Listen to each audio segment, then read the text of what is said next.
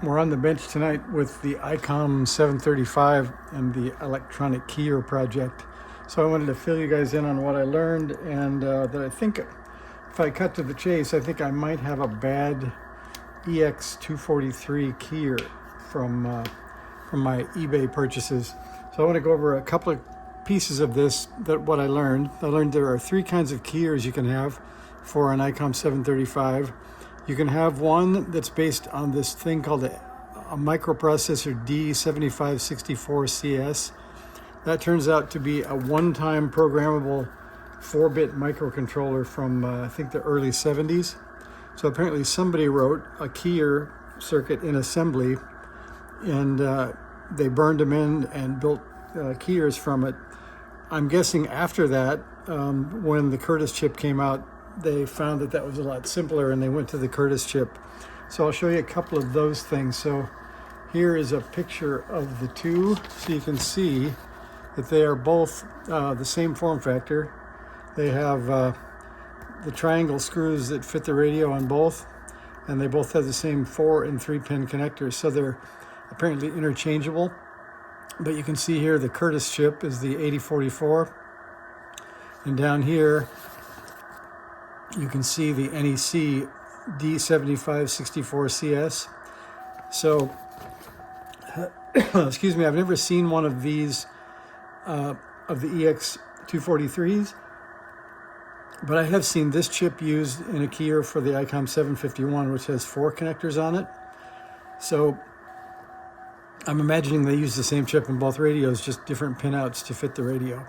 So the other interesting thing is I found a schematic online, and here's the schematic of the EX740, the EX243, and there is the Curtis chip, and you can see, excuse me, this person did it because in the Curtis notes, when these things wake up, they send a dit, and this is a circuit to sort of suppress that dit. So this was a modification circuit somebody found.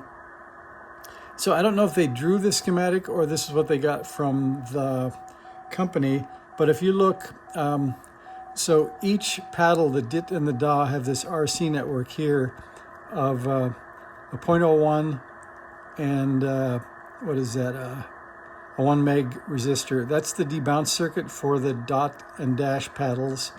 And then here's the dot line and here's the dash line. They have a diode to ground and then a pull-up, a 10K pull-up to +8. CW8 apparently means it's 8 volts in CW mode. So that's what powers on the board. So to make this board work, you only need ground and power, but you can see the ground lead marked E, but if you look on the actual keyer, it's disconnected. So when you take the keyer loose from its home right down here, if you look, there are the 3 screw holes here. If you don't have your keyer screwed in like I did for a while, you're not grounded and things don't work. So that's why I have this ground lead running from the top of the radio down to the board.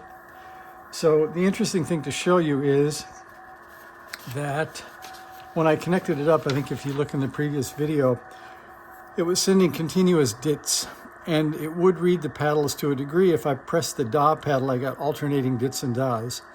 So I assumed that the keyer chip does something, but I also found by getting down to this point where I only have power and the speed pot and a ground, if I if I show you on the scope, excuse me, should stop the coughing. So if I show you on the scope, the output, and I'm going to show you here, which is the base of the transistor that drives the keyer, of the keying to your transmitter. You can't really look here because this isn't biased, so it's just a collector hanging out in the breeze. So we're going to look on R5, and then you can see the signal going in to drive that transistor. So R5 is right here.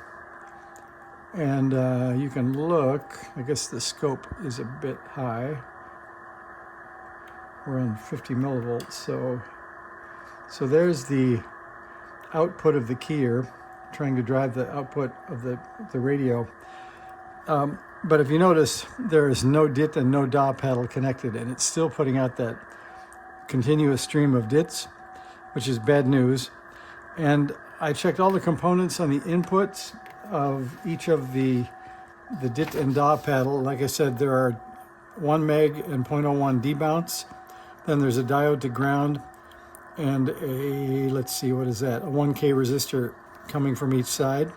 Now the unique thing is it shows a 1K resistor, but all the pictures I can see online in my unit, the 1K resistors are actually chokes. So you can see one here R10 and one here R4.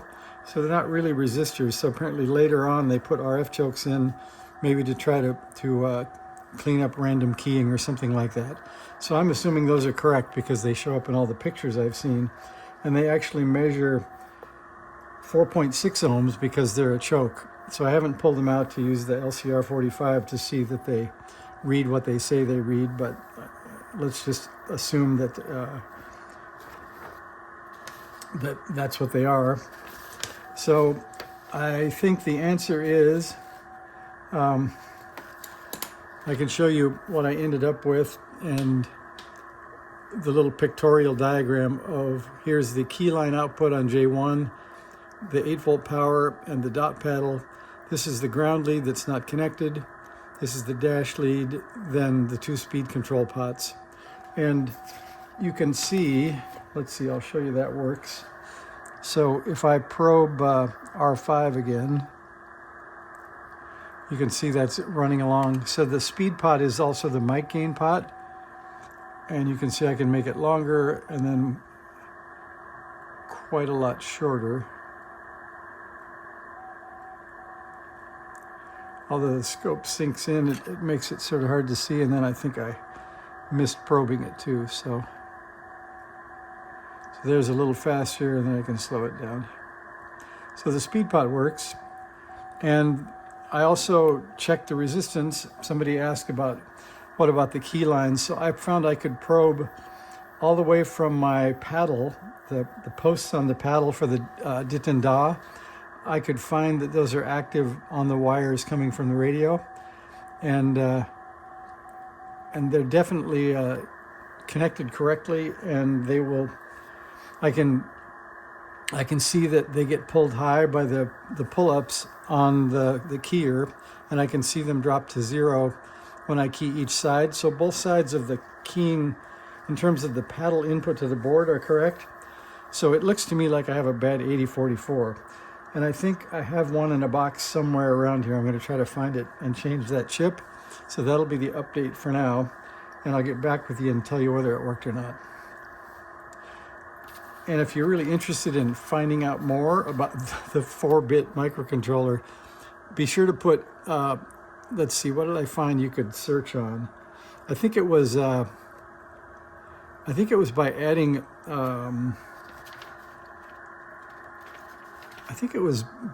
the D in front of the 7564 would allow me to find it. But I found it here at bitsavers.org.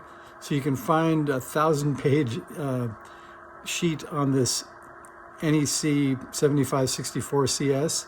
So it's got all the development tools and gives you the particulars of 1K bytes by 8 and 64 bytes of RAM, 15 IO bits, 20 pins. And the interesting thing is they run at 100 kilohertz, so they're really low clock rate. So it would be fun to see the code for a 4-bit microcontroller to implement a CW keyer, but at any rate, apparently they did that at ICOM back in the 80s. So thanks for watching.